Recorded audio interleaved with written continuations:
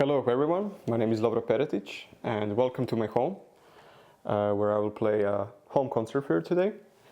I started with a piece by Domenico Scarlatti, an Italian composer who composed a lot of the sonatas 555, originally for harpsichord. Here arranged for guitar, and it's wonderfully arranged by Carlo Marchione. Basically this arrangement is a bit harder maybe than other arrangements made for this piece, in a way that the arranger, Carlo Marchione, tries to keep always with his arrangements a lot of notes, if possible all of the notes which are in the original, which is for harpsichord again, and that of course makes it a bit harder. That's why normally people play it in A major.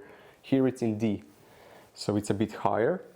And therefore there are a lot of also stretches, a lot of you have to reach often on the first string some higher frets, which makes it harder, and also harder to, most important of all, get everything, these beautiful melodies which are very lyrical and very special. It's hard to make them legato, which is always our struggle on guitar in general.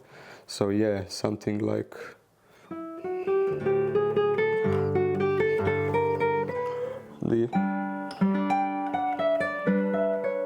and then so basically to get this really legato, I would always suggest what I'm personally trying to always work on. It's endless work, you can work on it more and more and more. Being aware, going slowly through the piece, slowly through these shifts, and prepare as many things as you can prepare. So I'm preparing the thumb, kind of knowing where I'm going. I'm kind of knowing where I'm going. Already not really pushing inside, but pushing also there.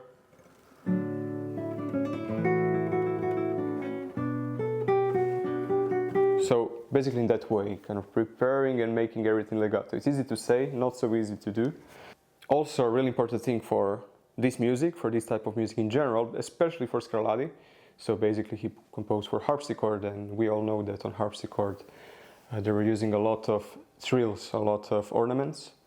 And here it's very common, kind of, it's conventional way of doing it is when you're repeating, so first a part is repeated.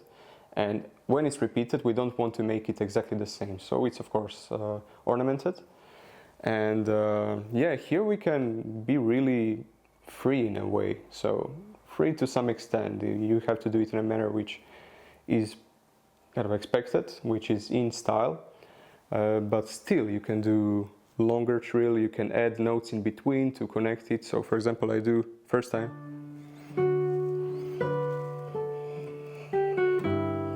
second time,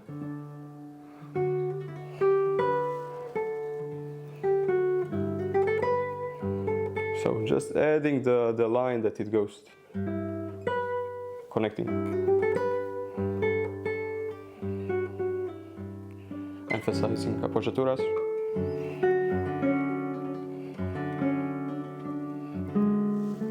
So in that way, and then in the second part, for example, I do it only once, but I do.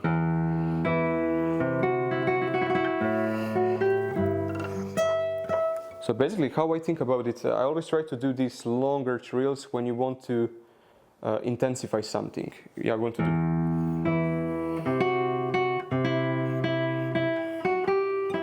I want to keep the tension, so.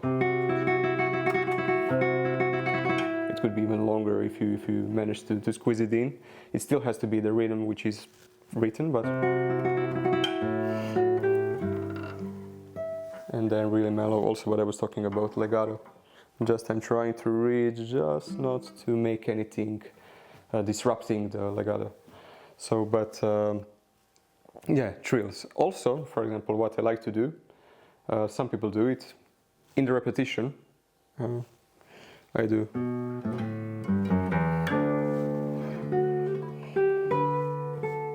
Kind of a bridge. I think it's really nice because you end dominant and then going back to the tonic. I think it's really, really nice to fall back to tonic, and it's a really nice effect. Yeah, it's a super nice guitar. Yeah, since I started playing on it like a few hours ago, it's really, really nice. So basically it's a model number 3 by Hanson, Altamira. So really, really great job. I mean, it's a double top guitar. I play on a double top guitar. It's very similar to what I'm used to. So it's playability, to be honest, it's even better than on my guitar. So I really enjoy playing on it. Super easy to play, super nice feeling on the neck. Sound is wonderful. Balance first to 6th string, first to last fret. Now here I decided to put, it came with nylon strings. I decided to change because I'm used to carbon strings. So 2nd to 6th, 2nd and 3rd are actually carbon strings, right? First is a normal tension nylon string. And the next piece is a piece by another Italian composer. It's a piece by Castelnuovo-Tedesco called Rondo.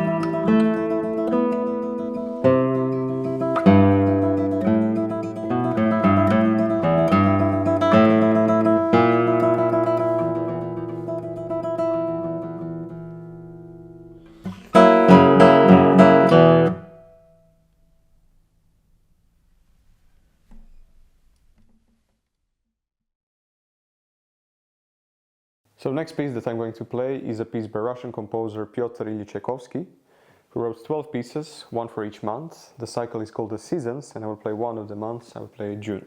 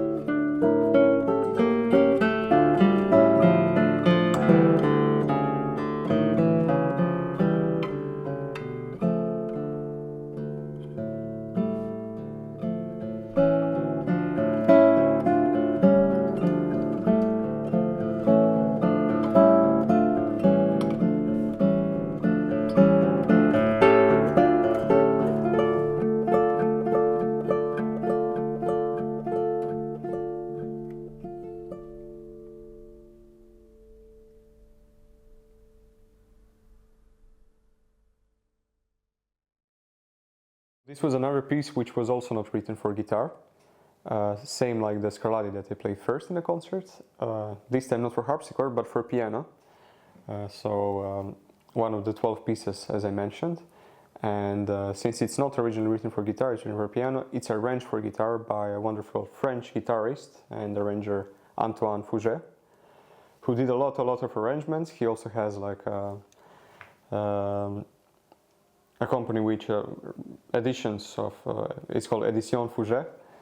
They are publishing arrangements, and I highly encourage everyone to check them out. This is one of many wonderful arrangements, and also specific thing about it is that similarly to Scarlatti, so not so complicated on guitar harpsichord, but complicated on guitar. So a lot of stretches, a lot of kind of the same problem, actually, even more so in this piece, what I was talking about in Scarlatti, so that it's hard to make everything legato and also flowing in this case especially. But yeah, basically, so if you start playing this arrangement, this piece, which I really encourage you to do because it's beautiful music, yeah, try to think about that, to connect everything and to make everything flow as much as it can. Of course, it's not always possible to do it. In general, I would say with piano music, I think it's important to keep whatever you can keep resonating. So basically, that's also kind of a small trick how to make everything more legato. So why? Just because if there are some other notes lasting, resonating, I think they're kind of covering. There is no hole in between. So it's really, so this is basically what I'm also trying to do here as much as possible. Here it's not really.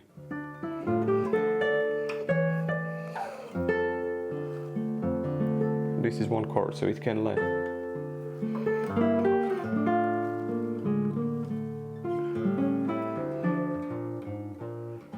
Here I have to stop the D, unfortunately.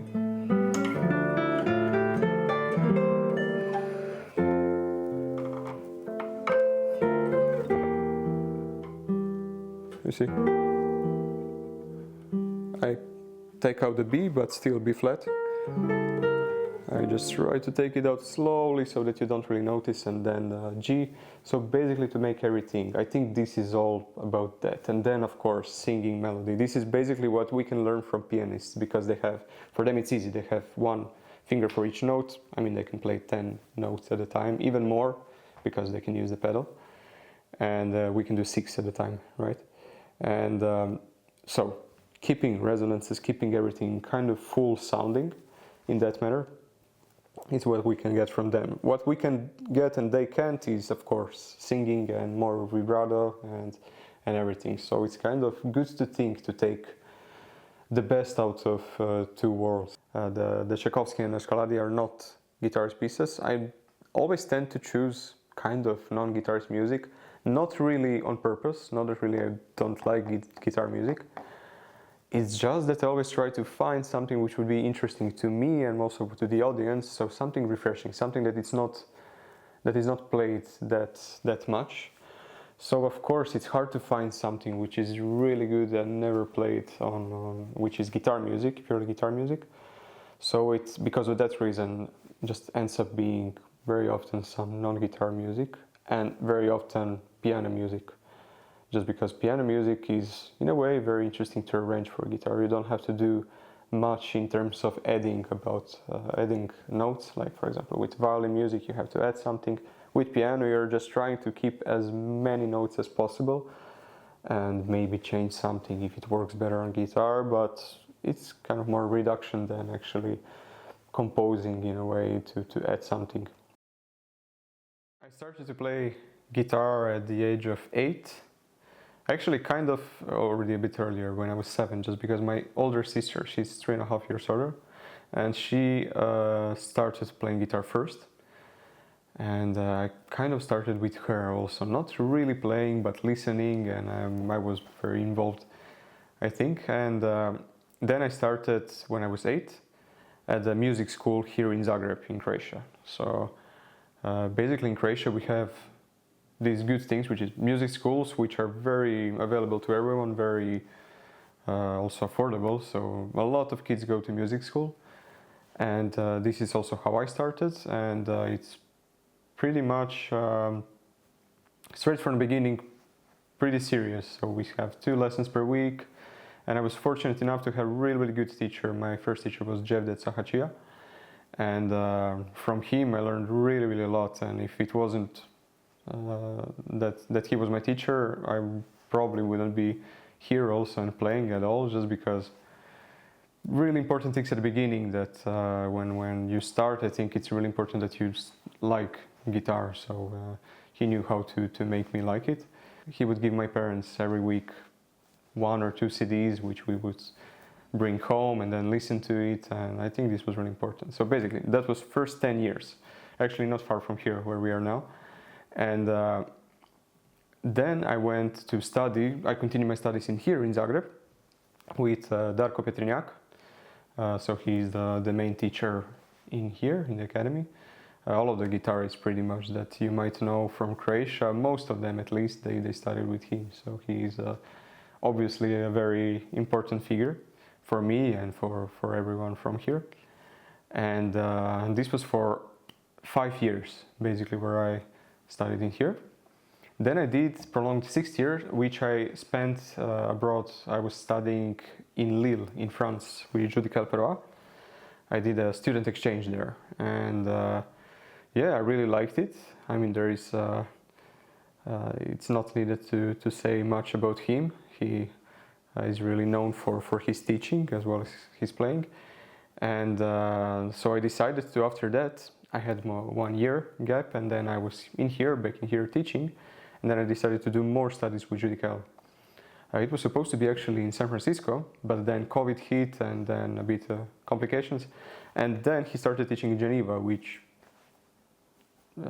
ended up being perfect because it's closer, it's much more doable. It was. So I spent 2 years in Geneva. I did another master's degree, and yeah, that was really, I loved that experience. And here I after kind of a break, already actually in Lille, I started to compete a bit more again. Why again? Just because I started when I was young. I did a lot of youth competitions. Actually, competitions played quite a big role in my, so for some people they don't do many competitions, they build kind of a career, you could say, some other way. For me it was mostly through competitions, I could say. When I was young even, okay, obviously it doesn't bring many concerts when you're young, but it brings really experience of playing under pressure, of playing also in front of someone, and also I think it motivates you to prepare for something. I think it's really, really important at that stage. Again, not for everyone, for kids who can handle the pressure or who work well under pressure. And so that, and then during my studies in Zagreb, I didn't do many competitions, and then in Geneva I started to do, and in Lille already a bit more. And after 2 years of my studies in Geneva, probably the biggest, for sure, yeah, the biggest prize that I had was the GFA, Guitar Foundation of America. So that was really nice way to end my studies, my period of studying. And so right from Geneva I went there, from there back to Geneva, picked up my stuff and then went back home. So it was really the end of my studies. And yeah, and because of that, for the past year I was touring the States and Canada, which was a wonderful experience. Quite early I decided on playing guitar. It was funny because my mom would always, my parents in general, mom especially, when I was growing up, and I would come home, of course, every kid wants to play and they don't want to study, and she would tell me always, you need to do something, you can't be lazy, you need to either play, practice, or study for school. And mostly I chose practicing, but I was also always good at mathematics. So it was kind of, I was sure already in elementary school that I would do guitar, just because I was successful at these competitions and everything. But then I went to high school still for science, mathematics, physics, programming, And so I was still kind of in that field. And then in the middle of my studies in Zagreb, I was thinking that I would like to also study something else, that I would like to have a backup plan. So I studied also for a bit mathematics, but at the point so first also bigger competition was Euro strings at the time it happened. Now it's not happening anymore, unfortunately. But with that, and also with going to study to Lille, I just had more concerts and everything, and I decided, okay, for sure I won't do it. So at that point I knew for sure it would be jazz guitar. So yes, let's say mathematics is the second. It would be, if it wasn't if it wasn't guitar, it would be probably mathematics. Well, first of all, I don't want to diminish the success, but I think you really need to have also, like in any other competition, you need to have luck. You need to, everything has to come together that day. It has to, you need to have the jury which will like you, because we know with arts, with any performance, you can play really, really good and objectively that most of the people, but there will always be some people which maybe will prefer someone else, and there will be a lot of good guitarists which are other guitarists. So that out of the way, I think for me personally, it's not really that I prepared specifically for this competition and that I have some special routine. Actually, it was pretty relaxed for before, like few months before. I didn't really specifically prepare for that competition, but in general I had also a lot of other things. Right before I had my final exam in Geneva, actually 2 recitals, and then this one, and one of which had to be completely different program. So I was stressed in that way, kind of how will I manage everything. And but yeah, so basically the program that I played, I would suggest that try to play always some program which you feel really comfortable with. I had some pieces which, most of the pieces, I would say a bit more than half of the program was something which I was really comfortable with. And then the rest, it's always nice also to have something pretty new. I did it also year before, I was also competing, and that year, and both times I put some pieces which were like 1 month I was working on them, just to keep that freshness. I think it's a really good thing if you can do it, if you are good with reading and preparing it quickly. I think it's good, yeah. But basically preparing for years and feeling comfortable with it, and also not just kind of trying to do something special with whatever you do. We were talking a bit earlier about programming. I think it's really important to also for yourself to keep it fresh, to have fresh ideas, to play something which is not played that much. It's not the only way, but it's the easier way. It's a bit cheating, if you could, I can say that. And if you do choose a piece which is very much played, yeah, play it only if you really have something else, something new to say. What I would like to do, what I know for sure that I would like to do with me personally, like in my time, how I would like to feel my time, is very actually not anything special. It's what most of the people do. I would like to teach and play, so kind of combination of teaching and playing. Not too much teaching, preferably 10-15 hours a week, and then playing also not too much. I wouldn't really like to play every few days, but let's say 15 concerts, 20 concerts per year. Yeah, maybe like 1 to 2 per month, and then maybe 1 month per year. So I try to decide as specific as I could for myself, just to have specific goal. So I'll definitely try to get there, and anything in between, anything lower than that is fine. It's just the way to get there. Now for the end, I would like to play for you another short piece, very short piece by Claude Debussy. So again, not for guitar originally. It's interesting because it's one of his first pieces that he ever wrote. So I play 2 pieces normally in a set. The other one is the very first. He was 18. This one is a bit later. I think he was 19, maybe 20. And interesting is that because of that, it's not maybe typical Debussy, that if you're used to that, it's a bit more romantic than impressionist. So the piece is called Mazurka, and I hope you will enjoy it as much as I do.